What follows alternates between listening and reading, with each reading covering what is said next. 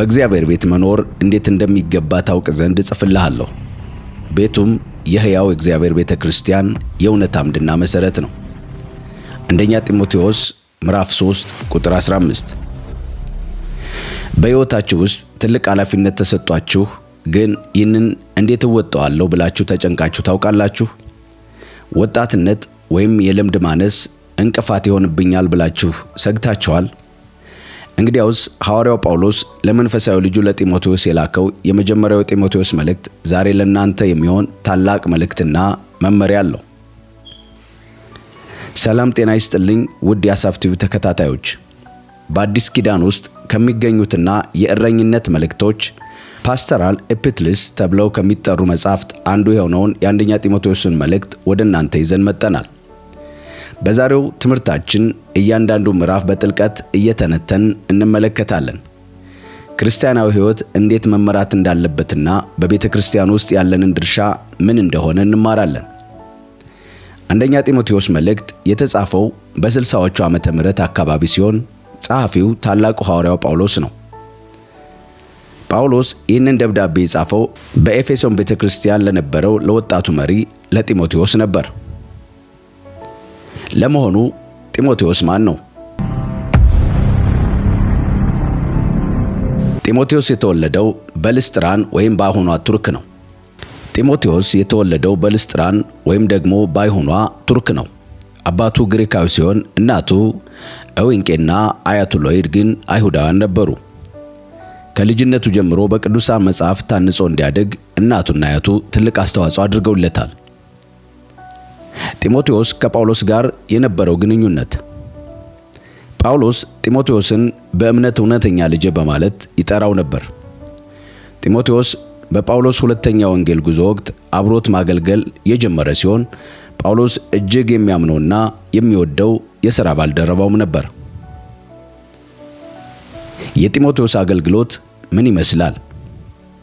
ጢሞቴዎስ ለተለያዩ አብያተ ክርስቲያናት መልእክቶችን የማድረስና የተፈጠሩ ችግሮችን የመፍታት ኃላፊነት ይሰጠው ነበር።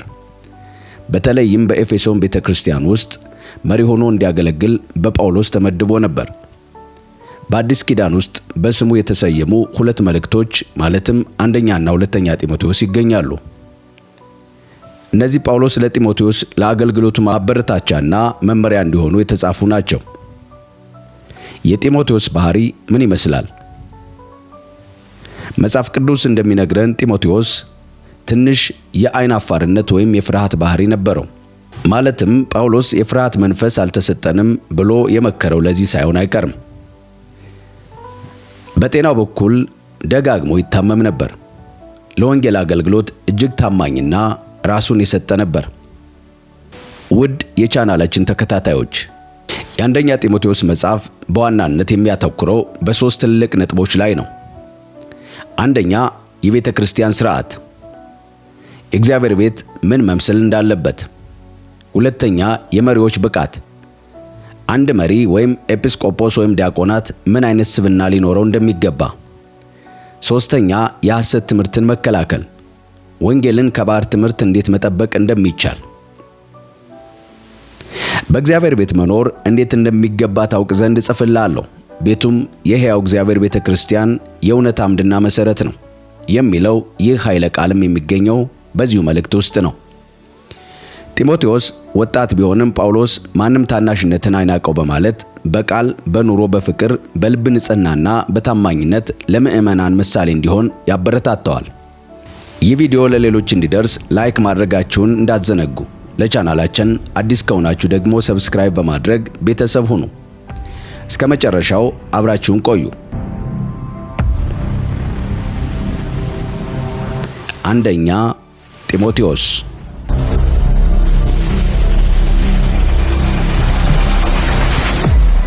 በአንደኛ ጢሞቴዎስ ምዕራፍ 1 ላይ እንደዚህ በማለት ይጀምራል። ባዳኛችን በእግዚአብሔር ተስፋችንም በሆነው በክርስቶስ ኢየሱስ ትእዛዝ የክርስቶስ ኢየሱስ ሐዋርያ ከሆነው ከጳውሎስ በእምነት እውነተኛ ልጅ ለሆነው ለጢሞቴዎስ ከእግዚአብሔር ከአባታችን ከጌታም ከክርስቶስ ኢየሱስ ጸጋና ምሕረት ሰላም ይሁን በማለት ይጀምራል። ከቁጥር 3 ጀምሮ ከሐሰተኛ የሕግ መምህራን ስለመጠንቀቅ የተሰጠ ማስጠንቀቂያ። ወደ መቄዶንያ በሄዱ ጊዜ አደራ እንዳልሁህ አንዳንድ ሰዎች ከእንግዲህ የሐሰት ትምህርት እንዳያስተምሩ ትእዛዝ ትሰጥ ዘንድ በዚህ በኤፌሶን ተቀመጥ። ደግሞም ለተረትና መጨረሻ ለሌለው የትውልዶች ታሪክ ራሳቸውን አሳልፈው እንዳይሰጡ እዘዛቸው። እነዚህ ነገሮች በእምነት ከሆነ ከእግዚአብሔር ሥራ ይልቅ ክርክርን ያነሳሳሉ። የዚህ ትእዛዝ ዓላማ ግን ከንጹሕ ልብ ከበጎ ሕሊና እንዲሁም ከእውነተኛ እምነት የሚገኝ ፍቅር ነው። አንዳንዶች ከእነዚህ ነገሮች ዘወር ብለው ወደ ከንቱ ንግግር ተመልሰዋል። የሕግ መምህራን ለመሆን ይፈልጋሉ። ሆኖም ስለሚናገሩት ወይም አስረግጠው ስለሚሟገቱለት ነገር አያውቁም። ነገር ግን ሰው በአግባቡ ከተጠቀመበት ሕግ መልካም መሆኑን እናውቃለን። ደግሞም ሕግ የተሰጠው ለጻድቃን ሳይሆን ለሕግ ተላላፊዎችና ለአመፀኞች፣ ፈሪሃ እግዚአብሔር ለሌላቸውና ለኃጢአተኞች፣ ቅድስና ለሌላቸውና እግዚአብሔርን ለሚንቁ፣ አባትና እናታቸውን ለሚገድሉ ለነፍሰ ገዳዮች መሆኑን እናውቃለን። እንዲሁም ለዘማውያን፣ ከወንድ ጋር ለሚተኙ ወንዶች፣ ሰውን ለሚሸጡና ለሚገዙ፣ ለውሸተኞች፣ በሐሰት ለሚምሉ፣ ጤናማ የሆነውን ትምህርት ለሚጻረሩ ሁሉ ነው። ይህ ጤናማ ትምህርት ብሩክ የሆነው እግዚአብሔር ለእኔና በአደራ ከሰጠኝ ከክብር ወንጌል ጋር የሚስማማ ነው ይላል ጳውሎስ። ለጳውሎስ የተሰጠው የጌታ ጸጋ በቁጥር 12 ላይ እንደዚህ በማለት ይቀጥላል። በአገልግሎቱ በሾመኝ ታማኝ አድርጎ የቆጠረኝን ብርታት የሰጠኝን ጌታችንን ክርስቶስ ኢየሱስን አመሰግናለሁ ይላል። ምንም እንኳን ከዚህ በፊት ተሳዳቢ፣ አሳዳጅና አመፀኛ የነበሩ ብሆንም ባለማወቅና ባለማመን ስላደረጉት ምሕረት ተደርጎልኛል። በክርስቶስ ኢየሱስ ከሆኑት እምነትና ፍቅር ጋር የጌታችን ጸጋ ተትረፈረፈልኝ በማለት ይናገራል። በዚህ ክፍል ላይ እውነተኛ የሕይወትን ለውጥ እንመለከታለን። ክርስቲያን ማለት በንግግሩ ብቻ ሳይሆን ሙሉ ለሙሉ በተግባሩ የተቀየረ ክርስቲያን ነው። ትናንትና ተሳዳቢ የነበረ ዛሬ ግን የሚሰድቡትን የሚጸልይላቸው፣ ትናንትና ተራጋሚ የነበረ ዛሬ ግን የሚረግሙትን የሚጸልይላቸው፣ ትናንትና አሳዳጅ ከነበረ ዛሬ ግን ለሚያሳድዱት ምሕረት የሚያደርግና የሚጸልይ፣ ይህ የክርስትና ልክ ሆኖ እናገኘዋለን። ክርስቶስ ኢየሱስ ኃጢአተኞችን ለማዳን ወደ ዓለም መጣ የሚለው ቃል እውነተኛና ሰው ሁሉ ሊቀበለው የተገባ ነው። ከኃጢአተኞችም ዋና እኔ ነኝ ይላል ጳውሎስ። ነገር ግን ክርስቶስ ኢየሱስ በእርሱ ለሚያምኑና የዘላለም ሕይወት ለሚቀበሉ ወሰን የሌለው ትዕግስቱን ከኃጢአተኞችም ዋና በሆንሁ በእኔ እንደ ምሳሌ አድርጎ ያሳይ ዘንድ ምሕረቱን አገኘሁ ይለናል። እንግዲህ ዘላለማዊ ለሆነው ለማይሞተው ለማይታየውና ብቻውን አምላክ ለሆነው ንጉሥ ከዘላለም እስከ ዘላለም ክብርና ምስጋና ይሁን፣ አሜን በማለት ምስጋናውን ያሰማል። ልጄ ጢሞቴዎስ ሆይ አስቀድሞ ስለ አንተ በተነገረው ትንቢት መሠረት ይህንን ትእዛዝ እሰጥሃለሁ።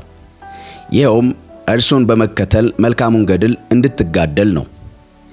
እምነትና በጎ ሕሊና ይኑርህ።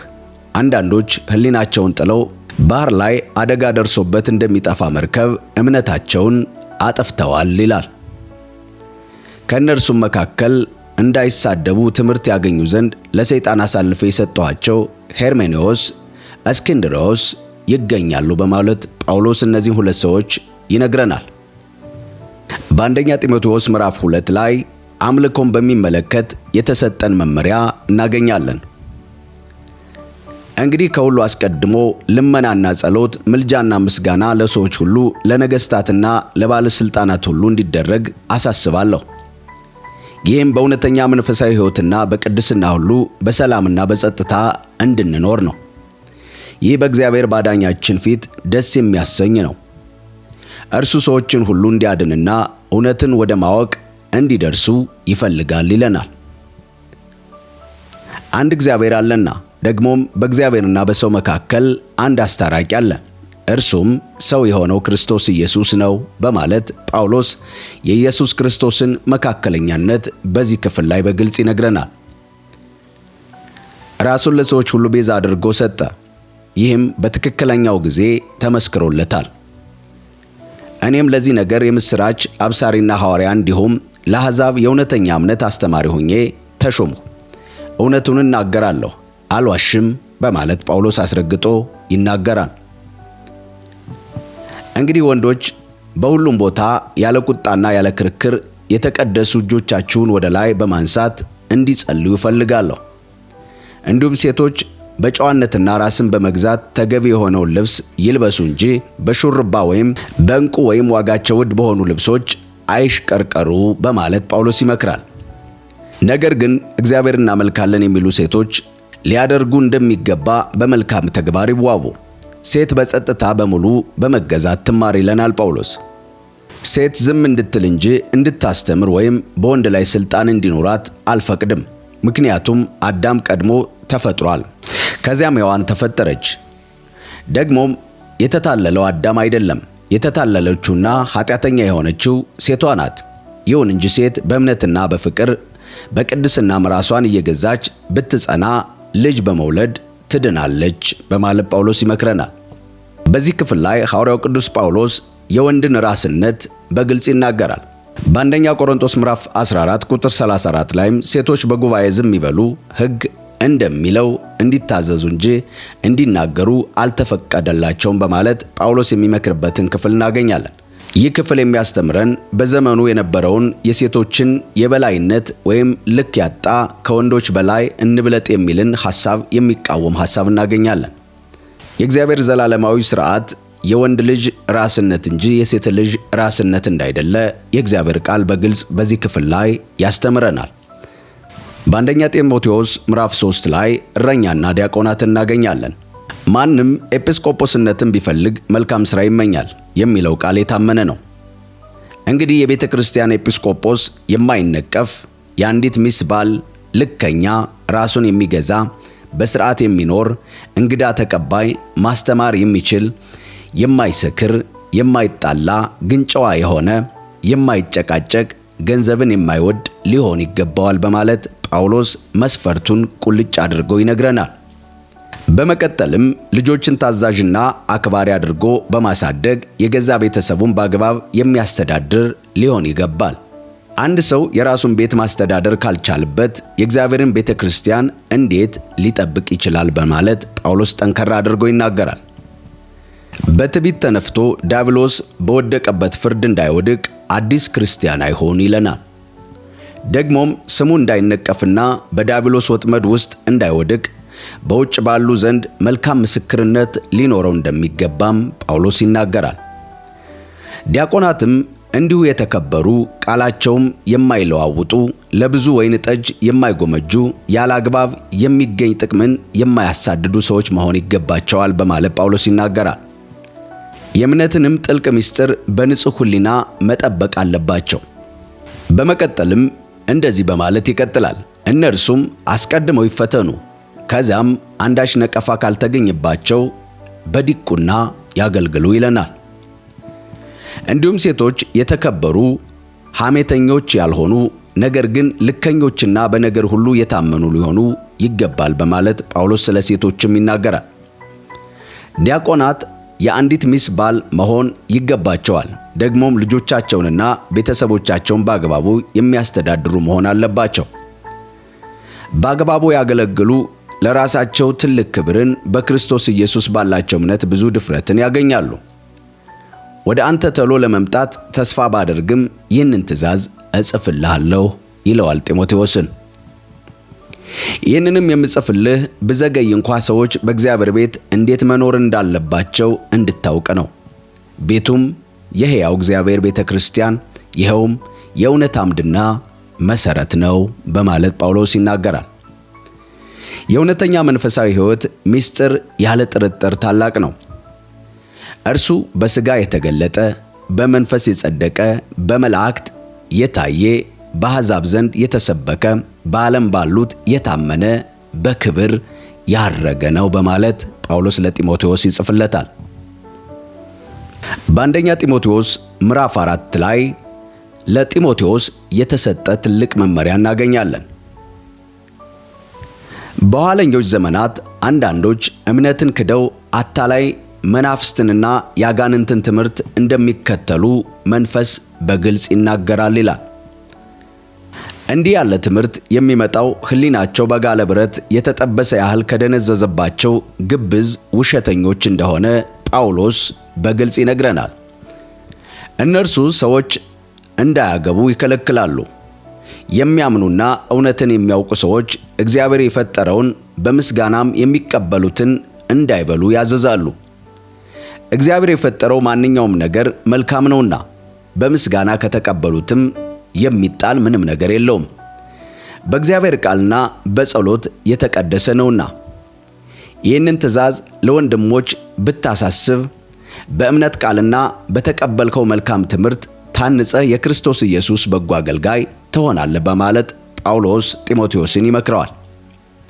እግዚአብሔርን ከማያከብር እርባና ቢስ አፈታሪክና ከአሮጊቶች ተረታ ተረት ራቅ። ይልቁንም ለእውነተኛ መንፈሳዊ ሕይወት ራስህን አሰልጥን በማለት ጠንከራ አድርጎ ልጁ ጢሞቴዎስን ይመክረዋል። የአካል ብቃት ልምምድ ለጥቂት ነገር ይጠቅማልና ለእውነተኛ መንፈሳዊ ሕይወት ራስን ማሰልጠን ግን ለአሁኑም ሆነ ለሚመጣው ሕይወት ተስፋ ስላለው ለሁለቱም ይጠቅማል ይለናል ጳውሎስ። ይህ ቃል የታመነና ሙሉ ለሙሉ ሊቀበሉት የሚገባ ነው። ለዚህ ብለን እንጥራለን፣ እንደክማለን።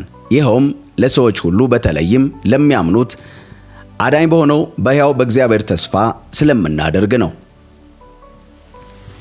እነዚህን ነገሮች እዘዝ፣ አስተምር። ወጣትነትህን ወይም ልጅነትህን ማንም አይናቅ። ነገር ግን ለሚያምኑት በንግግርና በኑሮ በፍቅር በእውነትና በንጽሕና አርያ ሁንላቸው በማለት የእውነተኛ አገልጋይን ባህሪና የእውነተኛ አገልጋይን ምሳሌ ጳውሎስ ለልጁ ለጢሞቴዎስ ይመክረዋል። እኔ እስክመጣ ድረስ ቅዱሳት መጻሕፍትን ለሕዝብ ለማንበብ ለመምከርና ለማስተማር ትጋ ይለዋል። ሽማግሌዎች እጃቸውን በአንተ ላይ ሲጭኑ በትንቢት የተሰጠህን ጸጋ ስጦታ ቸል አትበል። በዚህ ክፍል ላይ ጳውሎስ አንዱ ለአንዱ መጸለይን ወይም እጅ በመጫን መጸለይን የጸጋ መከፋፈል እንዳለና የአገልግሎት መነሳሳት እንደሚፈጥር ሐዋርያው ጳውሎስ መጸለያይን ወይም አንዱ ለአንዱ መጸለይን በግልጽ ሲያበረታታ እንመለከታለን። ሰው ሁሉ ማደግህን ያይ ዘንድ በእነዚህ ነገሮች ላይ አትኩር፣ በትጋትም ፈጽማቸው ይለዋል። ለሕይወትህና ለትምህርትህ ተጠንቀቅ፣ በእነዚህ ጽና። ይህንን ብታደርግ ራስህንና የሚሰሙህን ታድናለህና በማለት ይመክረዋል። በአንደኛ ጢሞቴዎስ ምዕራፍ 5 ላይ ስለ መበለቶች፣ ስለ ሽማግሌዎችና ስለ አገልጋዮች የተሰጠ ምክር። አረጋዊውን ሰው እንደ አባት ቆጥረህ ምከረው እንጂ በኃይል ቃል አትናገረው። ወጣት ወንዶችን እንደ ወንድሞችህ ተቀበላቸው፣ እንዲሁም አሮጊቶችን እንደ እናቶችህ፣ ወጣት ሴቶችን ደግሞ እንደ እህቶችህ በንጹሕ ሕሊና አስተናግዳቸው በማለት ጳውሎስ ይናገራል።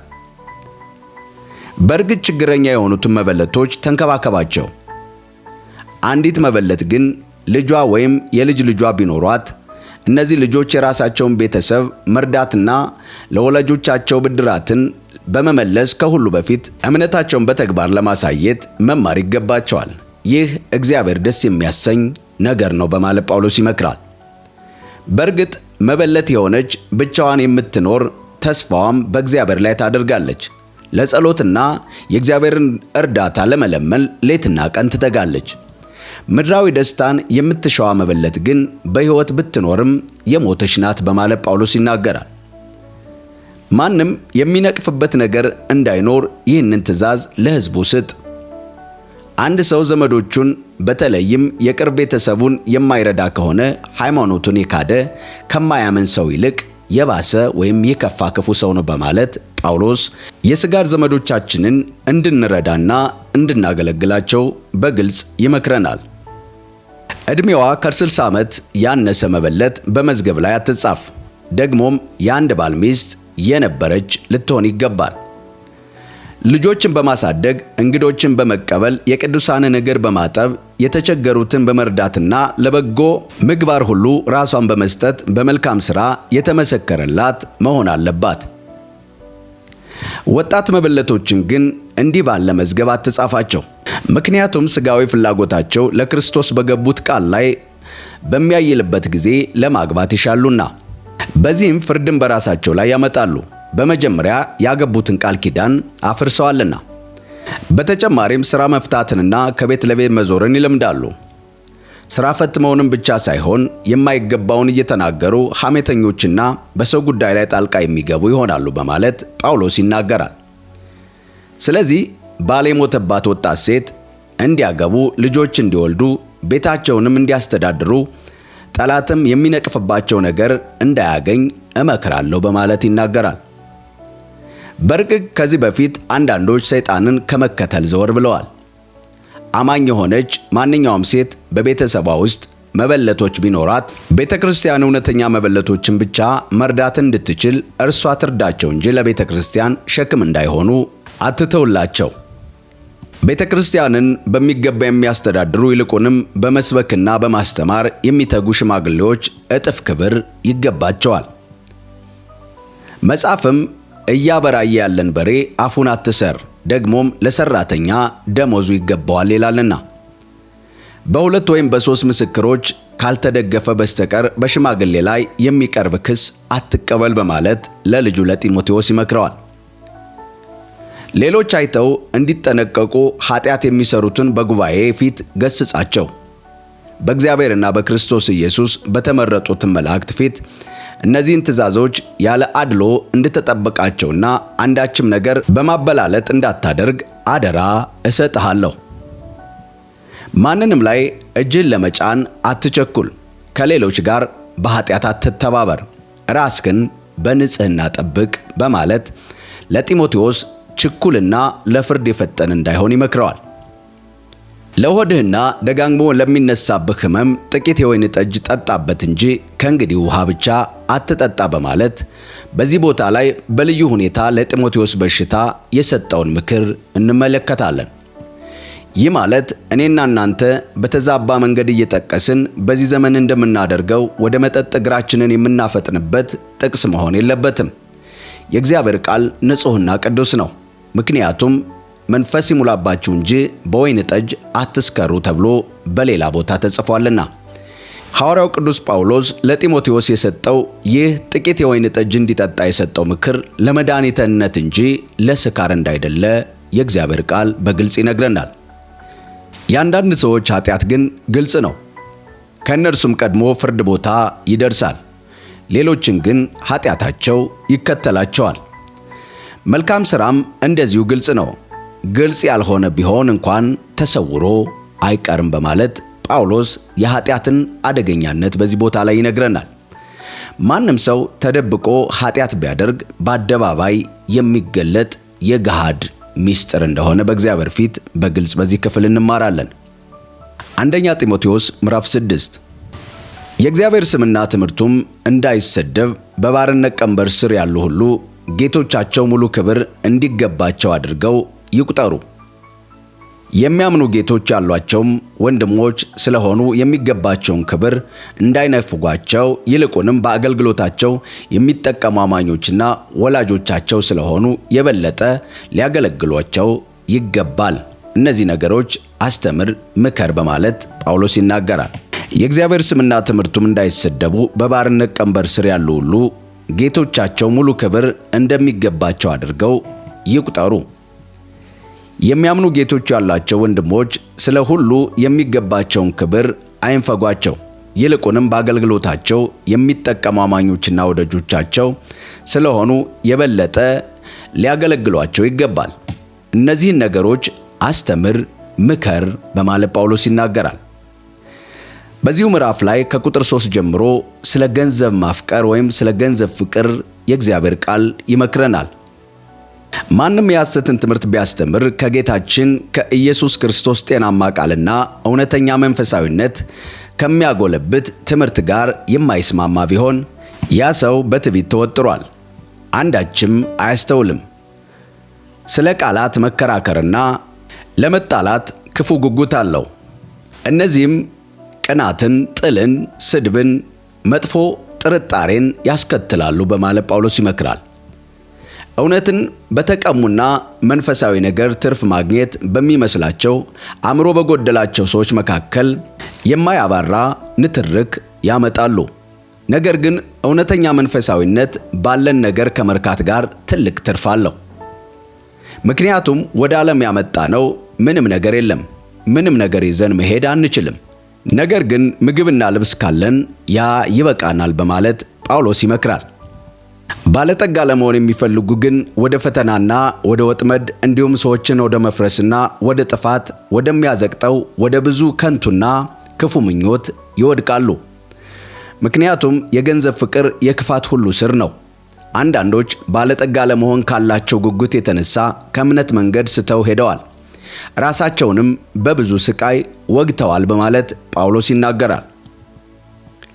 ከቁጥር 11 ጀምሮ ጳውሎስ ለጢሞቴዎስ የሰጠውን አደራ እንመለከታለን። የእግዚአብሔር ሰው ሆይ አንተ ግን ከነዚህ ሁሉ ሽሽ። ጽድቅን፣ እውነተኛ መንፈሳዊ ሕይወትን፣ እምነትን፣ ፍቅርን፣ ትዕግስትንና ገርነትን ተከታተል። መልካሙን የእምነት ገድል ተጋደል። በብዙ ምስክሮች ፊት በመልካም መታመን የመሰከርህለትንና የተጠራህበትን የዘላለም ሕይወት አጥብቀህ ያዝ በማለት ለልጁ ለጢሞቴዎስ ይመክረዋል። ለሁሉም ሕይወትን በሚሰጥ በእግዚአብሔር ዘንድ እንዲሁም በጳንጢኖስ በጲላጦስ ፊት እውነትን በመሰከረ በክርስቶስ ኢየሱስ ፊት አደራ የምልህ ጌታችን ኢየሱስ ክርስቶስ እስኪገለጥ ድረስ ይህንን ትእዛዝ ያለ ዕድፍና ያለ ነቀፋ ሆነህ እንድትጠብቅ አደራ እልሃለሁ ይለዋል።